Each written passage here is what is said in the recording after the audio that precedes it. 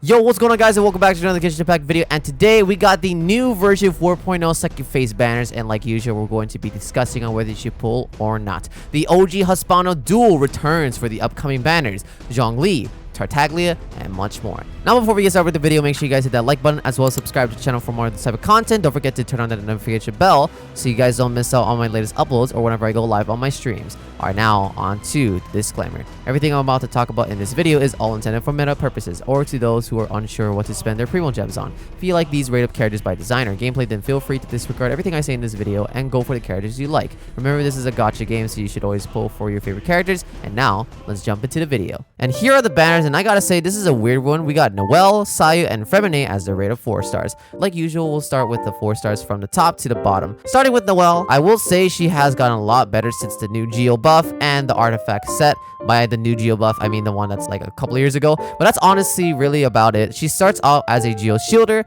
and a partial healer, but also can dish out Geo damage, especially with higher constellations, which you will need. It will further enhance her damage. Overall, not much has changed even since post-Dendro release. She's more for those who enjoys her playstyle / design. Up next, we got Sayu. She has a unique role as an animal support / healer. I have also talked about her many times on the channel, but to mainly go briefly on her, she has a great role to have, especially when she's an animal support. Plus, her elemental skill is one of, if not the best, for exploration. However, she is another weird character to use in terms of combat. Without certain constellations, she can feel sometimes a bit underwhelming. Other than that, she's an alright sustainable flex character to slot into your team, but personally, I just like using her for exploration. And lastly, we have Freminet. So Freminet, we just kind of like discussed about in the previous video, which if you guys have not checked it out, make sure you guys check it out. It's on my channel.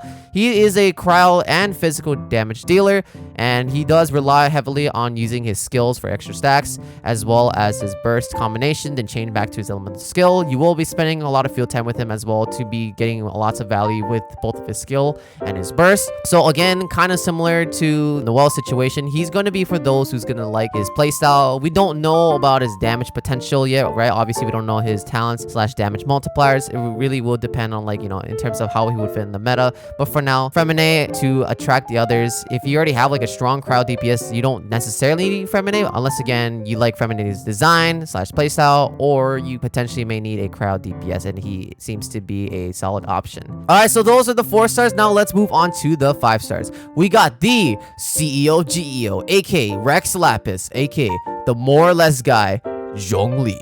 Zhongli has been quite consistent due to how extremely flexible he is. He has still the tankiest shield in the game, plus with a universal resistance shred and AoE petrification burst, which is great for crowd control. And that's about it, really. He's just an easy defensive unit to use. Zhongli, like most support characters, are just getting better and better the more characters release. He is still the GOAT. Up next is Tartaglia. Although he has a bow for his weapon, he actually never uses it in combat. You will basically spend majority of your field time infusing his attacks to Hydro Blades, Hydro Dual Blades from his elemental skills, and deal Hydro damage. Great thing about him is how he's able to apply Hydro so freaking quickly in seconds.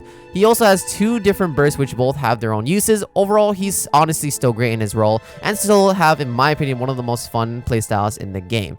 And those were the character banners. Now let's move on to the weapon banner. Alright, so here it is, and just by looking at it, the 4 stars already is just looking a lot worse compared to what we had in the previous one. We got the worst sacrificial weapon, in my opinion, as well as some other ones that are kind of outdated as well. But let's get on to it, right? So starting from right to left, Sacrificial Greatsword, I talk about many times on the channel. Again, like what I said before, it's like the least used among the other sacrificial weapon series. It's still a sacrificial weapon, so eventually when we get another Claymore character that could really use this, it'll be somewhat nice. Widsith, we already know Widsith is a powerful stat stick, crit damage subset, also gives crazy amount of buffs, especially with high refinements. Dragon's Bane, Griffin Power damage dealers, but also an EM stat stick. The Flute, it's such an outdated weapon. And Rust is mainly good for normal attack damage dealers, which honestly, even Tartaglia, you don't really like this weapon as much as you did before. But it is still an option that you could use for Tartaglia if you have nothing else. But other than that, this is still a really great weapon to use on your Mia. Alright, now let's go and move on to the 5 stars. Alright, so here's Polar Star stats. So base attack is 608, that's the mid-range. And the crit rate is 33.1% for the subset. That's pretty good. Both stats are really great to look at. Now for the passive, Daylight's Augury, elemental skill and elemental burst damage increased by 12%. After normal attack, charge attack, elemental skill, or elemental burst hits an opponent, 1 stack of Ice and Night Star will be gained for 12 seconds when 1, 2, 3, 4 stacks of Ice and Night Star are present. Attack is increased by 10, 20, 30, 40%. The stack of Ash and Night Star created by the normal attack, charge attack, elemental skill, and elemental burst will be counted independently of others. So yeah, basically extra attack as well as increase of elemental skill and elemental burst damage. That's already like really great stat stick that you could use on a lot of other characters, as long as like they scale with attack. And every character does want to do elemental skill and elemental burst damage. Unless they don't at all as a support, then yeah, this is a really top tier bow that you could use. Arguably, this is like one of, if not like the best bow weapons that you can use in the game. Again, high crit rate, plus the elemental skill and burst damage buff, plus the individual attack buff that you can get. It will be sometimes clunky to trigger the full 4 stacks most of the times for certain characters, but obviously for someone like Tartaglia, could easily like pull this off as well. So yeah, it's a great bow. I really like this weapon a lot. Alright, up next we got Vortex Vanquisher. They don't have like the image where it has a summarized stats, so we just have to go through the Genshin fandom page. Here is the Vortex Vanquisher stats. So starting with the base attack 608, the secondary substat is attack, and at max level 90, it's 49.6%. Interesting. Now for the passive here, increases shield strength by 20%. Scoring hits on opponents, increase attack by 4% for every 8 seconds. Max 5 stacks can occur once every 0.3 seconds while protected by shield. This attack and increase effect is increased by 100%. So this is the same as like this whole weapon series, the shielded weapon series. And unfortunately, there isn't too many characters that could really use this weapon. However, it is an attack general statistic, so it is, you know, technically viable to use on certain characters. But other than that, like, we don't necessarily have a lot of usage for this weapon. So overall, this weapon is unfortunately slightly outdated. And this is Zhongli's signature weapon, which in a way, it's not really that necessarily good on him, unless you're going to be constantly, like, you know, hitting your opponents with him on field. Then I guess it's a, you know, a solid weapon that you could use, but it's not even his best in slot as, you know, it was back then. So overall, Vortex Vanquisher, as cool as it looks, unfortunately, I would say that this is like probably one of the least used 5-star weapons.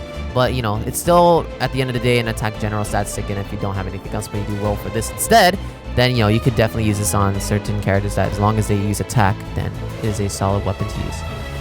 So those are the banners we just broke down. Now for my overall thoughts on, are these banners worth to pull for? For the character banners, honestly, the only reason you should pull is either for Zhongli and Tartaglia. The 4 stars here are all kind of like a bit random to me. Like Noelle, Sayu just has no relation at all. Same with Freminet. But again, I wouldn't recommend a roll for the 4 stars, but unless you're going to go for Zhongli or Tartaglia. Okay, for the weapon banner, honestly, the only reason you should pull for is if you're going to be going for Polar Star. This weapon here is really strong weapon.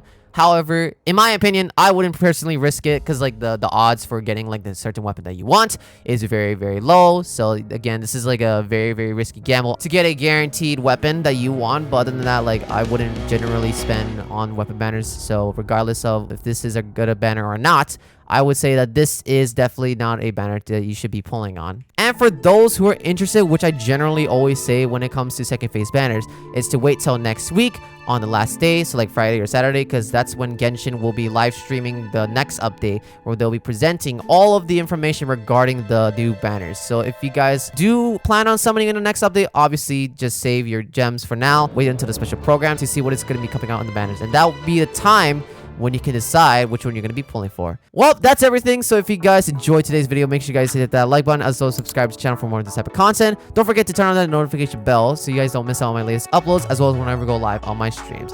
And that is all I got. Thank you all so much for watching, and as always, until next time, stay epic and peace out.